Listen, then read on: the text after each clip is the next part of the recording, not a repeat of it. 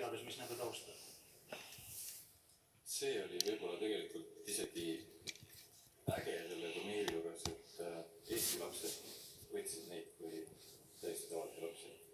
Ja see oli tõenäoliselt ka nende jaoks tegi seda või oli väljas tagasi ei võetud, aga Eesti laste vastuvõtt neile oli selline nagu laste omavaheline suhtlemine peab olema. See kindlasti tegi neile veel lihtsamaks seda. Ma saan aru, et järgmine turniir... Jätkame. Uus turniir on ettevalmistamisel ja jalgpall Paides on midagi nii suurt, et seal on ühtepidi väga raske, teistpidi tänu sellele suurusele väga lihtne selliseid asju teha, nii et lähme edasi tööga. Lähme edasi ka meie. Eestimaa uhkuse vabatahtliku eeskuju auhinna annab üle Saskia Alusalu.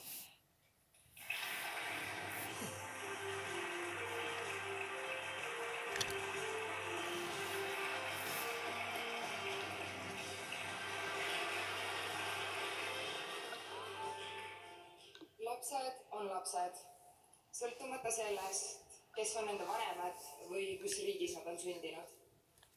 Nad ei vastuta oma vanemate ja riigi otsuste eest. Küll aga tuleb neil